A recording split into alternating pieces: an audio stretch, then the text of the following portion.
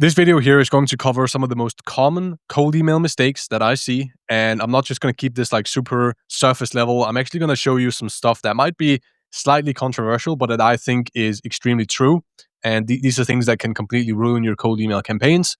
So make sure to stick around to the end so you get to see all of these in case you are currently doing any of these mistakes. So the first one is not matching your ask with what is being offered, and this is a very common one where people will do they hear somebody say, oh, well, the new meta is that you need to be sending super short emails. And then they're like, okay, I'm going to do a super short email. And then I'm going to basically have a book a call to action. I'm going to ask them to book a call based on a 2 sentence email, which is simply not going to happen. That is not going to happen. You need to be able to put yourself in the prospect's shoes.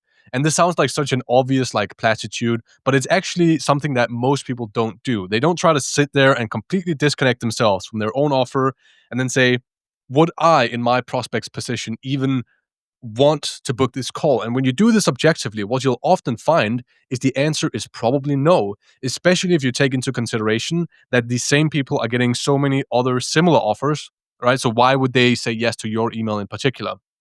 One thing you can do is actually pay your ideal customer profile, like pay people that fit your ideal customer profile and make them say like what would actually convert them, right? So paying to basically receive this market feedback is one thing that you can do, but also just again putting yourself in their shoes and being super objective and honest about whether or not your email itself is actually justifying the ask that you have, the call to action that you have.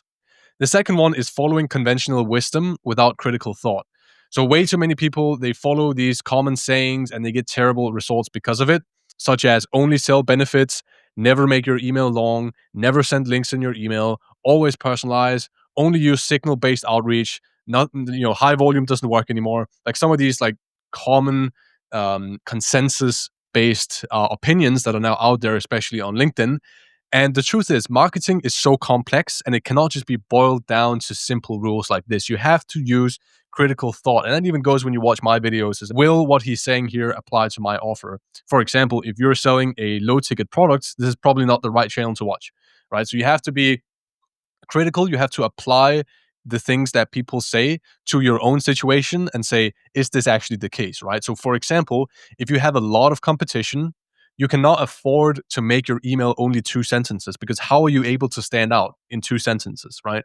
Sure, you'll get more responses in general, but you're not going to get more positive responses because nobody's going to know why they would respond with interest in the first place if there are so many different competitors competing for the same for the same person, right? So in that case, you would want to make the email longer. You'd want to explain how you stand out, even though that's going to mean that some people are going to delete the email because they think it is too long. And again, if your market is huge, if you have a TAM that's literally 2 million people, why would you do signal based outreach? Why would you send a few hundred emails a month to people that have some sort of signal, right? And even some of these signals are completely overused, right? Like hiring, and some of these like built-in signals that they have on Apollo and stuff. Like these are not that good signals.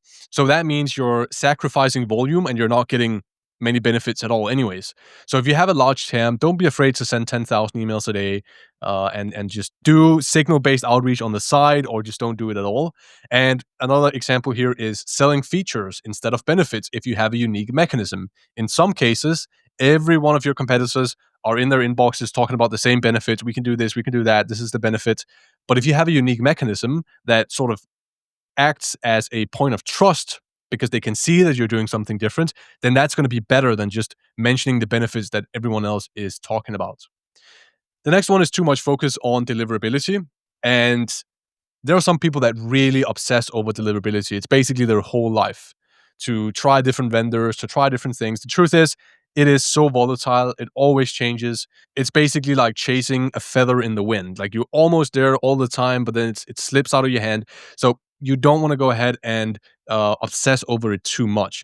Obviously, I'm not saying don't care about it. Like get a solid system in place, rotate your inboxes, monitor it, but don't obsess over it. And the truth is that the biggest lever you have is probably your list and your offer, right? So if you have a better offer that's more attractive, your deliverability is going to get better. Why? Because your emails are more desired than they were before. And generally speaking, there's a rule that I believe in, which is that if you're sending emails that are generally wanted by the recipient, you're also going to have better deliverability. And obviously the list as well. If you have a poor list, well, nobody's going to respond. You're going to get a ton of people reporting you to spam. So think about these things more than just obsessing over deliverability and trying 1,000 vendors every single month. The next one is no system for A/B testing. So most people don't really have a solid system in place for this. They just throw some random copies into a test, and they don't really know what they're looking for or what to even measure. So you should have some sort of goal. When you create your copies, you should have a goal in terms of what you want to do. You want to build a simple system for testing. So one example could be having, let's say, 5 different copies. Everything is the same besides how you position the pain point. So in one copy, it's one pain point, in the next one is another pain point, and then you just measure results, right? And then you might say, okay, after 1,000 emails per copy, if none of them performed well, it's probably something else in the email that is wrong. You have to make it shorter, you have to change your offer, whatever the case might be. Now, if you notice that one of them is really effective and more effective than the other ones, well, then you can take that one and you're like, okay, this is the best way to position the pain points. Um, we sent 1,000 emails, we got 10 positive responses. Okay, great. And then you take that one, and then now you test different versions of that. So you keep the pain point the same, but now you might change the call to action, and you see what's the best way to structure the call to action. So you got to have a system for this. You got to think about how you want to A/B test instead of just having this be completely random. The next one is you don't focus on the stuff around the email system. Prospects don't always just see your email and then book a call. Like, sure, some people will do that, but a lot of people will also look you up online. And the worst thing is that they don't see you at all, because then they're not going to buy from you. If they search for your name and they don't see anything online, well, most likely they're not going to buy from you. So you need a good website. You need to be able to optimize your SEO so that they can find you, look up your website, and your website actually needs to say what you do.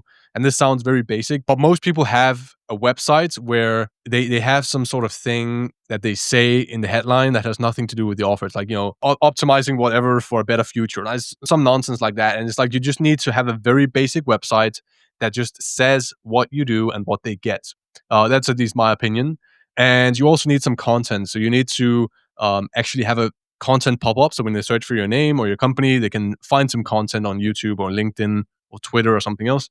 And then once you do these things, your bookings will increase quite a bit, even though you haven't changed the email system itself. So these are just changing all the peripheral factors, all the stuff around the email system.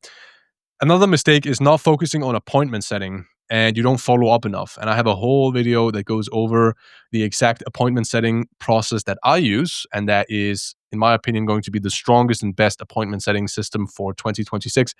So if you want to watch that video, you can check it out on the page. It's going to cover exactly what I do. Most people, they do very little follow-up. They do maybe 5 follow-ups and then they give up, like 3 to 5 follow-ups and they give up. And they respond too late. They respond after 24 hours, 48 hours, and the prospect is dead at that point. They're not interested anymore. So you got to have a very strong appointment setting system. This is a huge mistake that people often make. Now, if you need any help with basically setting up this entire system here, I have a few different offers. So we have a done for you offer, also have a consulting offer. You can check this out in the description and the pinned comments. So you'll be able to book a call with me and talk directly, and I can look at your system and see what you're doing right and what you're doing wrong at the moment. So thanks for watching the video and have a good day.